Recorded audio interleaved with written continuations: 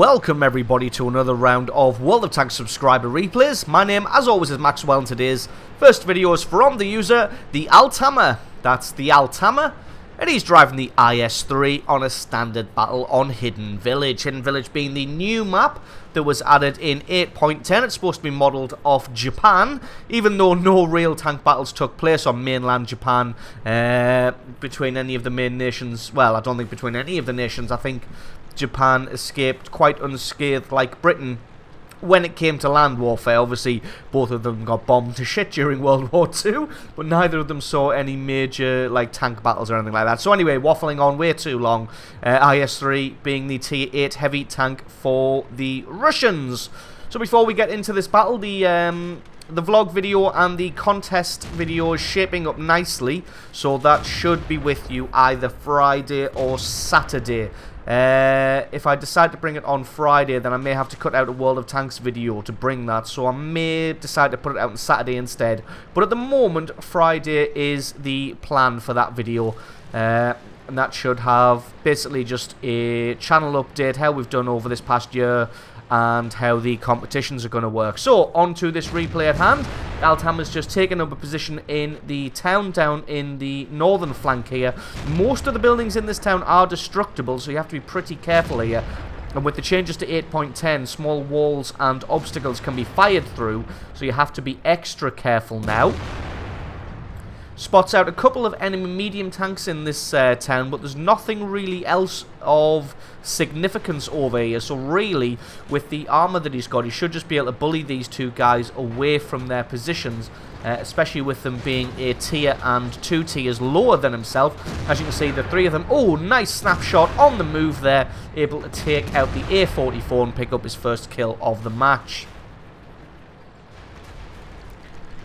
So while they've been marauding their way through the village, you can see an E-25's actually snuck around the side of the battle and actually started a base capture himself. Someone is going to have to drop back and deal with that because there's nobody really in range. Spots out a couple of tank destroyers on the ridge here, trying to make his decision on who he wants to shoot at. Finally decides to shoot at the Jagdpanther Mark II and gets a good chunk of damage on him. And then he realizes that nobody else is kind of making a move back to base to deal with this base capture. And there's also that Panther M10 also making his way towards the base from around the side of the battle. So Althammer decides to head back himself. Actually, at around about the same time, about half the guys in the village also had the same plan, that it may be a good idea to start heading back and do something about this base capture. On his way back, he might actually be able to get a cheeky shot on this Panther M10 here, just blocking himself a little bit by that little shack there, so not quite able to get a shot on him, but the SU-100Y was able to take him out. Base capture is actually getting pretty close now, just 35 seconds left. People are starting to panic, and a few different people scrambling to head back. Problem is that E-25's probably got one of the highest camo ratings in the game, so especially when sat still, and if he's got a camo skill and that camo net, going to be very difficult to spot. Looks like that Tiger II does finally spot him. Although he has fantastic camo and a great rate of fire, he's got absolutely pathetic armor and a very small hit point pool. So let's just have a quick look. Should get dealt with quick enough. Decides that discretion is the better part of valor and just decides to run away. Wondering if the Althammer can actually head him off. Probably not, because like I said, this E-25 is very, very fast. Well, you guys know that. You know the E-25 is horrendously fast. So probably not going to be able to get up this hill and get a shot in time. Although the E-25 stopped to take a shot himself, and then he is able to pick him off and pick up kill number 2. Just coming around to assist his allies here, because his T-32's flanking around the side of the battle. They've got an M6 and can't quite make out what that is under there. Looks like a T-62. 69 even. So going to pick off the highest threat first, which is this KV-5. Did bounce a shot from someone there. Not quite able to put a shot through the weak spot of that KV-5. That big radio man turret thing. I think it looks like R2-D2. Wait for his gun to reload here. Going to see if he can put his second shot through the weak spot. And indeed he can, and that is kill number 3.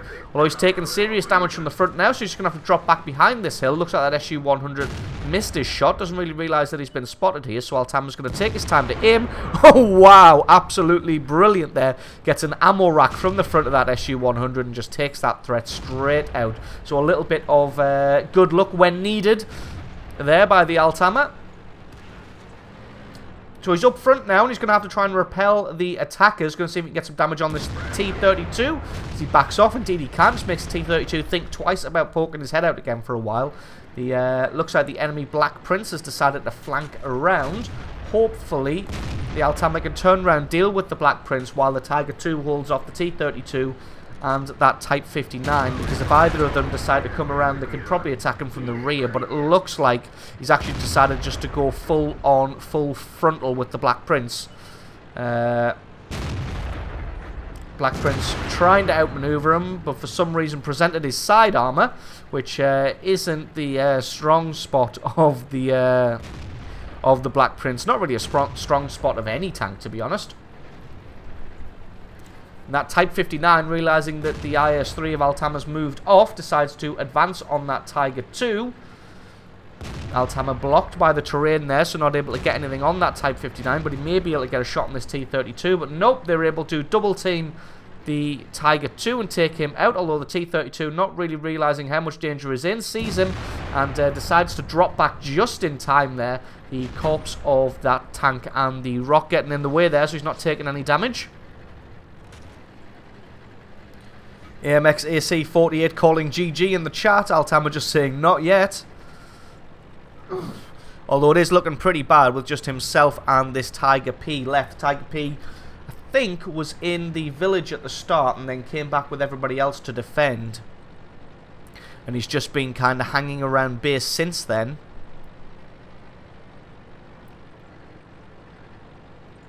So we're going to come around and just try and take on this Type 59 from the front. Type 59, a very difficult nut to crack unless you've got a big enough cannon. The slopes on its armor make it very, very difficult to penetrate. But it looks like the Type 59's actually decided to relocate to a different position, which is obviously what he wants to do, being a medium tank. Doesn't want to just sit in one spot like a heavy. So what he's almost certainly done is he's come around this road here and he's going to be attacking from this position. Really, the Tiger P should hang back a little bit just because that's almost certainly what he is doing. Although he could have just dropped back to meet up with the T-32. Looks like there he is. So he was flanking around, but he's taking it very, very slowly. T-32 gets spotted as well. He's out in the open, starts to back off. There's nowhere he can go. Gets himself taken out, and that is kill number 6 and a Top Gun medal. Does take a big hit from the Hummel there on the way, though. Gets a good chunk of his hit points taken off. And gets himself ammo racked as well. Says in chat that now it's GG. Once he's gotten himself a bloody nose and a Top Gun medal, he thinks that that's pretty much it. Going to wait for the Tiger P to come and assist him because he's got almost full hit points and a decent frontal armor. So, although to be honest, the IS-3's got a good frontal armor as well. Going to leave the Tiger P here as kind of a brick wall. Hopefully the enemy tanks can just assault him and break like waves against a pier. Although it looks like the two of them, the Type 59 and the AC, just going to kind of rush him down. But no, the Tiger P is able to take out the Type 59, so excellent shot there. Oh, finds a Hellcat. Hellcat not paying attention. Hellcat gets himself killed. That is kill number 7 from the Altama.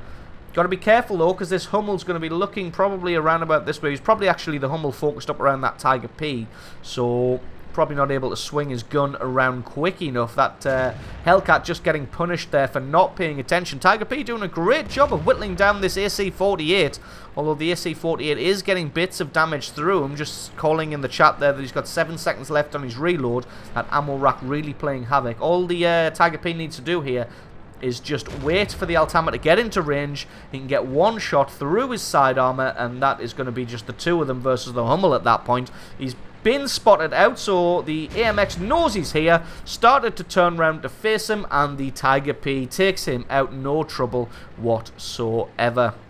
Altama just drops back a little bit so that the Hummel doesn't catch him off guard. And in fact, we're just going to speed this one up a little bit until we get back into some action. So now it's just a case of trying to find the Hummel. Asks in chat if he can have a Radley Walters. Tiger says sure, because let's face it, he does absolutely deserve it after this display. Looks for the Hummel in the usual spot. Not there, so he's probably going to be over the other side of that cap circle somewhere. Just having a look in the usual spots. Finds the Hummel here. Hummel's actually on low health from the assault earlier. Tiger P takes a massive shot in the face, but as you can see, Tiger P being good to his word and not taking out the Hummel, although Altama fires just over his head, so a little bit unfortunate there. Probably going to be able to pick him up with the ram here, and that is GG. 8 kills, 3,000 damage, Radley Walters medal. Absolutely awesome replay there from the Altama. Thank you very much for sending that one in. As always, stick around because the score screens and another game are coming right up.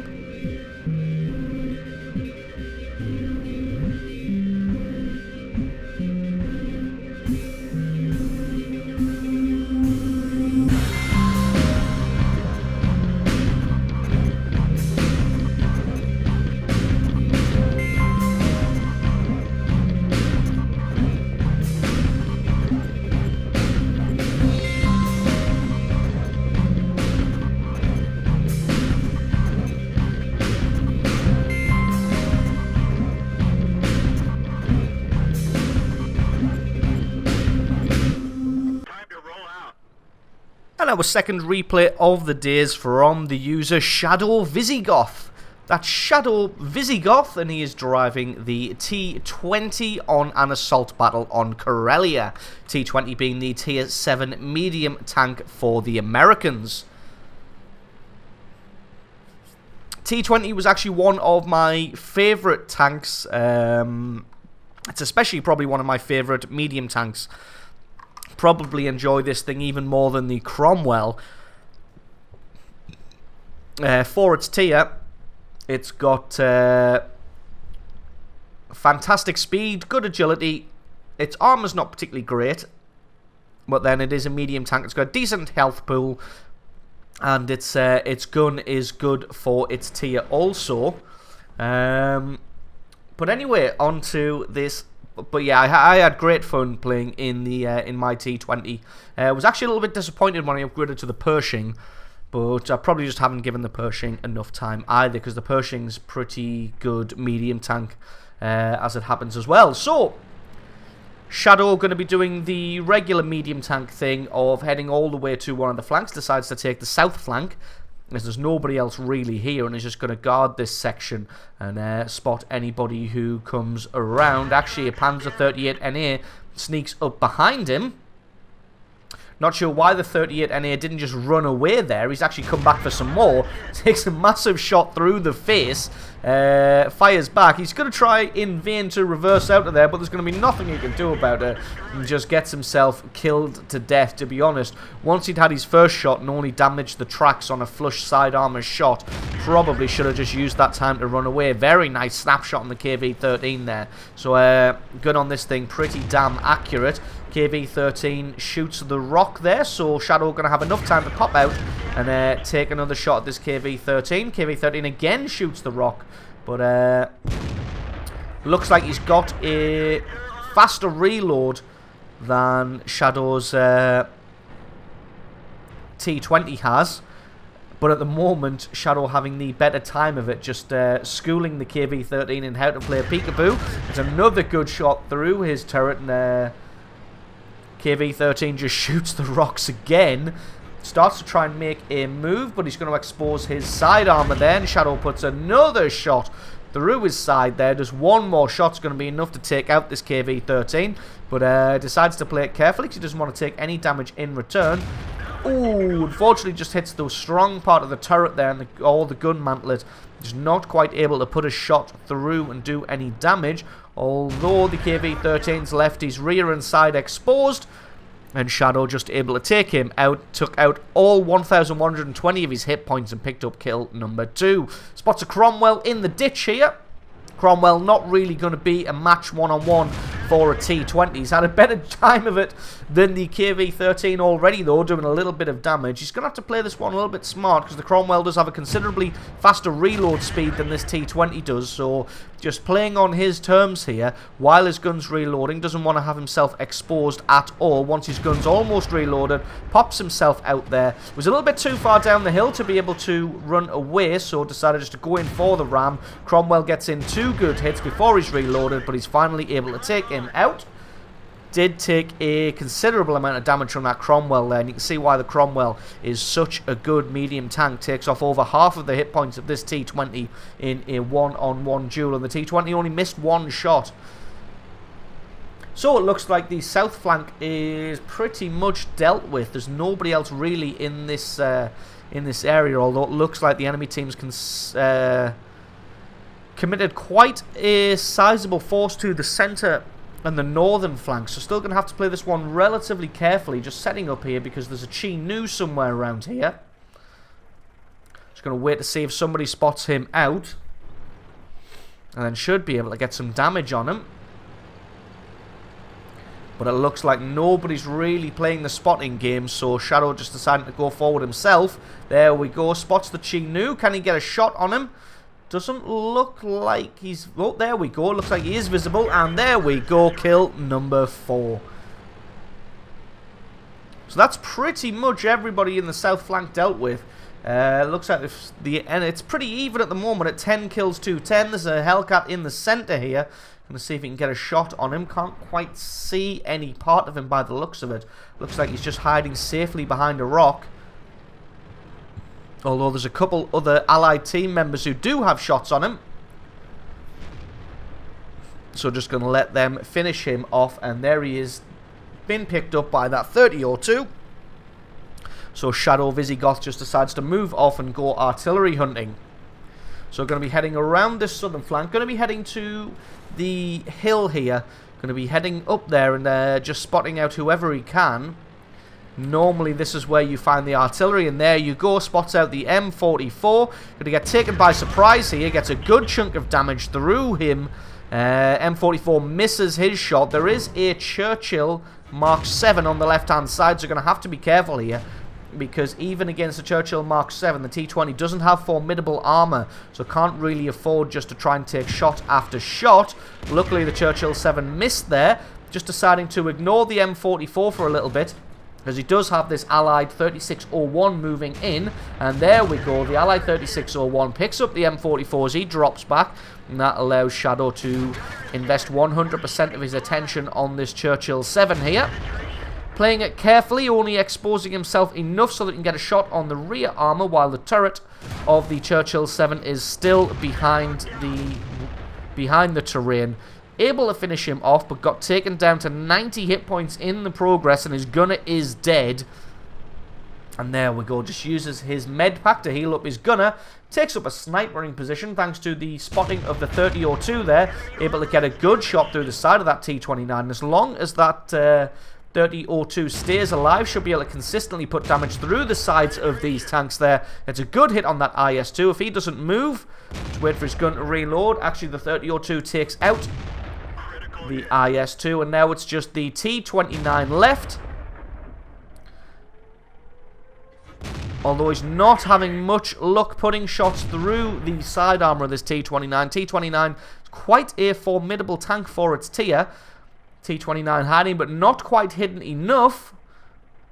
Shadow doesn't like that shot, so decides not to take it. There we go, exposes his rear armor, but the angle that the shell seems to be landing at is just bouncing off the high angle of the engine deck, so he's not really able to get any damage on this T29. That 3601 finally takes him out, and that is game. So absolutely awesome replay there from Shadow Visigoth, doing 3,700 points of damage, picking himself up 5 kills, and single-handedly securing that southern flank. So absolutely awesome replay from you. Thank you very much for sending that one in. Don't forget, you guys, if you've got yourself a great replay, please send that in to replay@screenreality.com. The link for that is in the description. If you enjoyed this video, leave me a like or favourite. Stick a comment in the comment section below letting me know exactly what you thought. If you're not already, then please consider hitting that subscribe button for more content like this in the future. I've been Maxwell, this has been World of Tanks, and I will catch you guys next time.